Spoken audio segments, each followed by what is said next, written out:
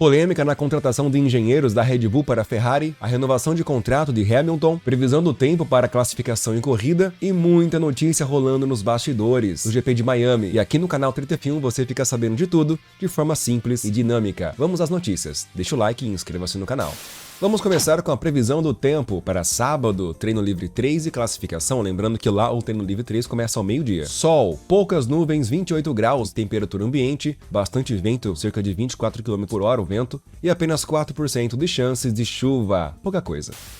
Há poucos dias atrás, eu noticiei para vocês que a Ferrari deu um golpe na Red Bull, contratando um dos principais engenheiros responsáveis pelo Super DRS da Red Bull. Pois é, além da contratação, a Ferrari também estava querendo encurtar a burocracia, querendo se livrar o quanto antes do MECIAS. Pois é, basicamente a Ferrari não queria cumprir uma regra do mundo competitivo, e quando você faz uma contratação de equipe rival, essa pessoa contratada não pode começar os trabalhos imediatamente. Mas a Ferrari não queria saber muito disso não. Mas acontece, pessoal, que os dois engenheiros da Red Bull recusaram a oferta. É a informação preliminar que nós temos no momento. Inclusive, ainda no final do ano passado, a Ferrari tentou contratar o Dan Follows, que é o atual super engenheiro da Aston Martin, mas ele acabou optando pela Aston Martin. Lembrando que o Dan Follows era o braço direito do Adrian Newey, o super engenheiro da Red Bull. Pois é, então não é só a Ferrari que está querendo contratar engenheiros da Red Bull. Mercedes já fez isso, Aston Martin principalmente, e a Ferrari agora está tentando, mas não está dando muito certo não. O chefe da Ferrari, inclusive, já anunciou que eles estão recrutando pessoas novas para a equipe. E ainda falando na Ferrari, temos o Leclerc, que bateu no treino livre 2, conforme já fizemos um vídeo resumindo aqui. Acontece que a Ferrari atualizou bastante o seu carro, fez boas alterações no assoalho e no piso do carro. Infelizmente são partes que não dá para nós vermos, porque fica bem embaixo do carro. Mas que com essas atualizações, o Leclerc estava otimista, dizendo que poderia reduzir ainda mais a diferença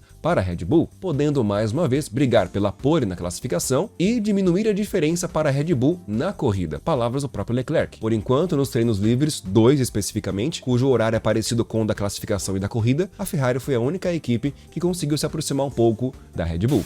E a Mercedes, meus amigos, pois é, não só Hamilton, mas também Russell estão desapontados com o ritmo do carro preto em Miami. Segundo o piloto, o TL1 foi tranquilo, foi de boa, mas foi algo muito superficial. No TL2, onde ele pôde ver o ritmo verdadeiro ou o ritmo real das outras equipes, ele levou um soco no estômago, segundo as próprias palavras de Hamilton. A pista é difícil e o carro não tá equilibrado, tá escapando bastante. Eles estão lutando contra o carro na pista. E no modo geral, Hamilton comparou este carro com o do ano passado, que a única coisa que tá diferente é os kicks, o porpoise, que não acontece mais. De resto, o carro continua ruim igual. Como também já noticiei aqui para vocês no canal, o Hamilton basicamente já desistiu desse carro. Ele só tá esperando chegar Imola para vir as novas atualizações. E que atualizações, hein? E falando sobre atualizações, tem também a atualização do contrato de Hamilton. Pois é, meus amigos, Mercedes assinará novo contrato com Hamilton em semanas. Palavras do próprio Toto Wolff, dizendo que daqui a algumas semanas ele vai sentar com Hamilton para assinar um novo contrato com o piloto. Porque tem muitos que duvidam que Hamilton vai renovar o contrato com a Mercedes. E não só isso, tem muita imprensa da Fórmula 1 e canais do YouTube que levantam uma especulação, desculpem a palavra, ridícula sobre Hamilton na Ferrari. Nas últimas semanas eu não vi clickbait maior do que isso. E na entrevista de ontem, Toto Wolff disse com alto e bom som: tá todo mundo falando sobre isso, mas em algumas semanas nos encontraremos e assinaremos a renovação do contrato. Ponto final. Palavras do próprio chefe da Mercedes. Além do que, o próprio Hamilton já disse que não vai sair da Mercedes, que ela é a família dele, que ele pretende se aposentar na Mercedes. Pessoal, padrão 30F1, aqui a informação é direto e reto. Vamos continuar. Ainda na Mercedes, Toto Wolff, chefe da equipe, revela que se não houvesse teto de gastos, ele traria o dobro de atualizações para a Mercedes em Imola. Vale lembrar que na época que não existia teto de gastos, a Mercedes dominava, ou dominou por muito tempo. Só para vocês terem uma noção,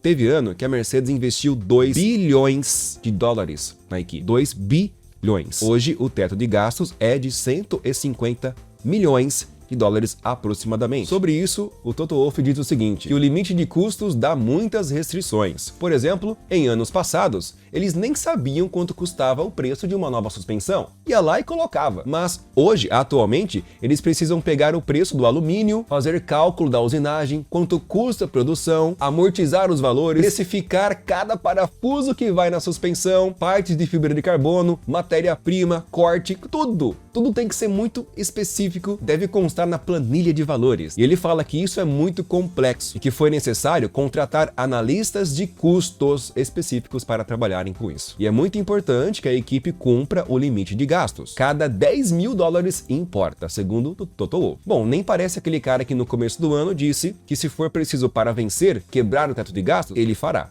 Não tá parecendo que vai fazer isso não, mas mesmo assim ele garantiu que as grandes atualizações ou renovação do carro virá em Imola. O carro vai ser bem diferente.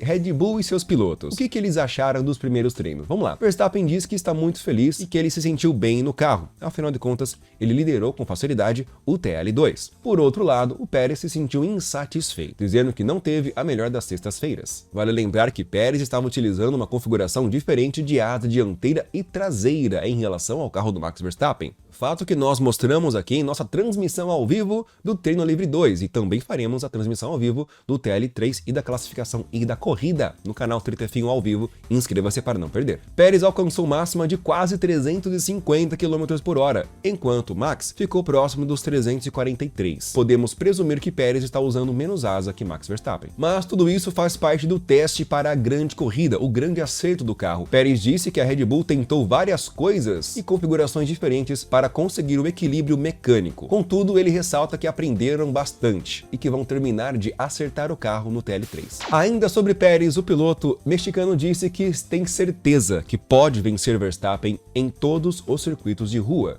Ele elogiou o posicionamento do seu chefe de equipe, dizendo que os dois pilotos da Red Bull estão livres para disputar. Pérez gostou muito disso e encheu o peito para falar que pode vencer Max Verstappen em qualquer circuito de rua. E no final da entrevista, ele disse com bastante ousadia que no final das contas, da maneira como eu venci em Baku, com ritmo puro, com braço, não importa se fosse um circuito de rua ou um circuito permanente. Se sou capaz de fazer isso em Baku, posso fazer em qualquer lugar. Esse é o Sérgio Pérez. O que você acha, pessoal? Pode vencer mesmo?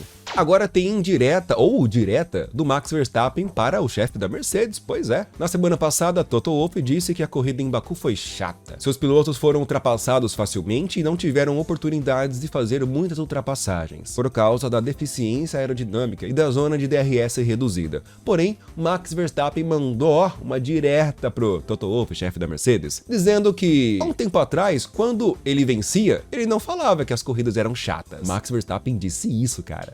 E ele finalizou dizendo que você sempre vê isso na Fórmula 1. Se uma equipe domina, eles vão tentar mudar as coisas para tirar a dominância dessa equipe. Mas no momento, as coisas estão ok. Porém, algumas coisas já foram mudadas, pensando no porpoising. Mas como equipe, a Red Bull soube lidar muito bem com isso, de fato. E aí, concorda com a franqueza e duras palavras do Max Verstappen a respeito da fala de Toto Wolff? E a McLaren, meus amigos, a McLaren tá aí. Inclusive, Norris mandou muito bem no TL2, superando até Mercedes. A McLaren trouxe mais atualizações de peças, inclusive assoalho também, assim como a Ferrari, aqui para Miami. O carro melhorou, mas ainda está com muito excesso de downforce. O carro é lento nas retas. Norris disse que no geral o carro tá bom, ele tá muito equilibrado, firme nas curvas. Ele conseguiu fazer várias voltas limpas sem perder o controle do carro, isso é verdade. Mas ele ressaltou que talvez não consigamos ultrapassar porque estamos lentos nas retas. Ou seja, corre o risco de, em Miami, acontecer o mesmo que aconteceu em Baku. E lembrem-se, eu já fiz um vídeo aqui noticiando para vocês que a zona de ativação do DRS em Miami também foi reduzida. É claro que tem mais notícias para passar para vocês, mas aí eu deixo para depois da classificação, ou seja, vou lançar mais um vídeo hoje à noite, resumindo a classificação e também as notícias dos bastidores. É daqui a pouco, não perca, vamos transmitir ao vivo o Treino Livre 3 para vocês em detalhes e depois a classificação no nosso canal Treta F1 ao vivo. Links no primeiro comentário fixado. Espero você.